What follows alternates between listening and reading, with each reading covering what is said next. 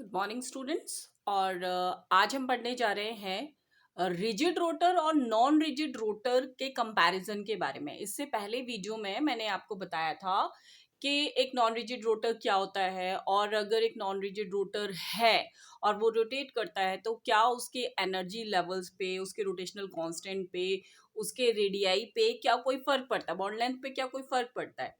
तो हमने ये देखा था कि नॉन रिजिड रोटर जो है एक ऐसा द्विपरमाणविक अणु है। जब वो घूर्णन करता है तो उसके जो परमाणु उसमें उपस्थित हैं उसके मध्य की दूरी जो है वो परिवर्तित हो जाती है। आर की जो वैल्यू है, जो बॉन्ड लेंथ है, वो परिवर्तित हो जाती है। ये हमने देखा था।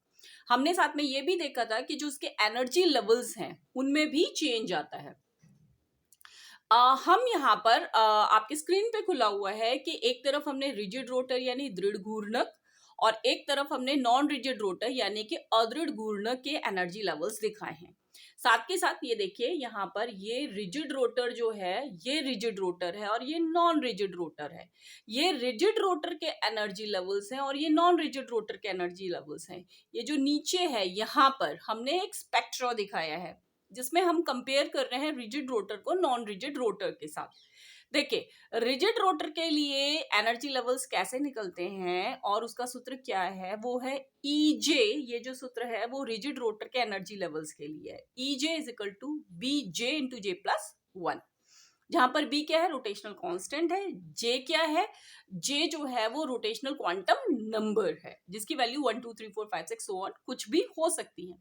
फिर दूसरी तरफ नॉन रिजिड रोटर है। नॉन रिजिड रोटर के लिए जो एनर्जी है वो कैसे निकाली जाती है, EJ is equal to BJ into J+1 minus D into J² into J+1 का स्क्वायर, जहां पे D जो है वो सेंट्रीफ्यूगल कांस्टेंट है। इन दोनों जो एनर्जी लेवल डायग्राम्स है उसे हम क्या देखते हैं, उसे हम देखते हैं कि रिजिड रोटर के कंपैरिजन में जो नॉन रिजिड रोटर है उसके एनर्जी लेवल्स थोड़े से नीचे हैं। देखें यहाँ पर, ध्यान दें। देखिए यहाँ पर हम देखें तो J=5 के लिए जो एनर्जी है रिजिड रोटर की वो ज्यादा है, जबकि वो नॉन रिजिड रोटर के लिए कम है। J=4 के लिए भी इसी तरह से हम देखें, जो एनर्जी है, रोटेशनल एनर्जी है, वो ज्यादा है, जबकि नॉन रिजिड रोटर के लिए वो कम है। इसी तरह से सारे J की वैल्यूज जब हम देखते हैं तो हम ये पाते हैं कि शुरू में ये डिफरेंस बहुत कम नजर आता है, इतना ज्यादा प्रोमिनेंट नहीं है, पर जैसे जैसे J की वैल्यूज बढ़ती हैं, जैसे जैसे J की वैल्यूज बढ़ती हैं, ये प्रोमिनेंट होता जाता है।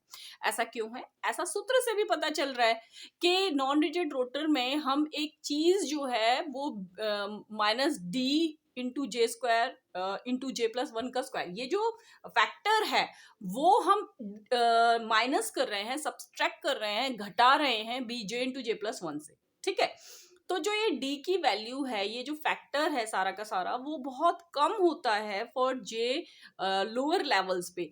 पर जैसे जैसे J की वैल्यू बढ़ती है वैसे वैसे ये फैक्टर प्रोमिनेंट हो जाता है और जो एनर्जी डिफरेंस है वो साफ साफ दिखाई देता है।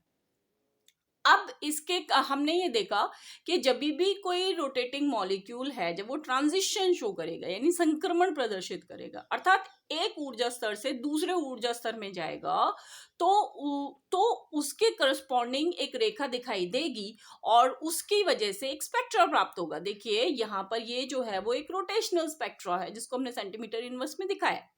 अब यहाँ पर आप देख रहे हैं कि रिजिड रोटर के लिए जो लाइंस हैं वो रेड लाइंस हैं और नॉन रिजिड रोटर्स के लिए वो ब्लू लाइंस हैं।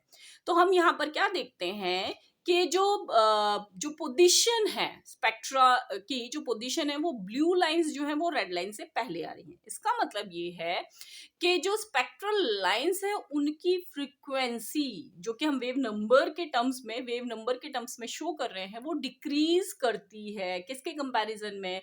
रिजिड रोटर के कंपैरिजन में। तो हम टोटैलिटी में क्या कह सकते हैं? हम टोटैलिटी में कह सकते हैं कि एक नॉन रिजिड रोटर का क्या प्रभाव है, वो ये प्रभाव है कि नॉन रिजिड रोटर की वजह से जो स्पेक्ट्रल लाइंस प्राप्त हो रही हैं वो कम आवृत्ति पर प्राप्त हो रही है, कम वेव नंबर पर प्राप्त हो रही है। यानी वेव नंबर जो है एब्जॉर्प्शन का वो बदल जाता है, वो चेंज हो जाता है। क्यों चेंज हो जाता है? क्योंकि बी की वैल्यू चेंज हो रही है, ई की वैल्यू चेंज हो रही है, और इस वजह से जो वेव नंबर है एब्जॉर्प्शन का वो भी बदल जाता है, जो कि स्पेक्ट्रा से साफ साफ दिखाई देता है। हमने ये देखा कि जो स्पेक्ट्रा, इसमें दो दो लाइनें हैं, जिसमें से जो रेड लाइन है वो रिजिड रोटर के लिए है और जो ब्लू लाइन है वो नॉन रिजिड रोटर के लिए है। तो हमने ये देखा कि नॉन रिजिड रोटर के केस में जो सिग्नल की फ्रीक्वेंसी है, जो कि वेव नंबर्स के टर्म्स में दिखाई जा रही है, वो कम प्राप्त होती है in comparison to rigid rotor. एक तो ये इफेक्ट है रिजिड नॉन रिजिड रोटर का, और दूसरा इफेक्ट क्या है, the gap between the two energy levels, जो दोनों ऊर्जा स्तर, जो दो ऊर्जा स्तर हैं, उनके मध्य की जो दूरी है वो भी कम हो गई है in case of non rigid rotor. ऐसा क्यों हुआ है? क्योंकि हमें ये ज्ञात है कि दो ऊर्जा स्तरों के मध्य की दूरी क्या होती है, 2b, उसको हम कैसे देते हैं, 2b से। और b की वैल्यू क्योंकि चेंज हो चुकी है, इसलिए b जो रोटेशनल कांस्टेंट है उसकी वैल्यू चेंज हो चुकी है, इसलिए दो ऊर्जा स्तरों के मध्य का जो अंतर है वो भी कम हो गया है नॉन रिजिड रोटर के केस में। तो ये प्रभाव पड़ता है एक नॉन रिजिड रोटर का स्पेक्ट्रा के ऊपर, एनर्जी लेवल डायग्राम के ऊपर। तो दो प्रभाव हैं, एक तो रिजिड रोटर की तुलना में नॉन रिजिड रोटर कम आवृत्ति वाली स्पेक्ट्रल लाइंस दिखाता है, और दूसरा कि जो ऊर्जा स्तर हैं नॉन रिजिड रोटर के in comparison to rigid rotor वो भी कम हो चुके हैं।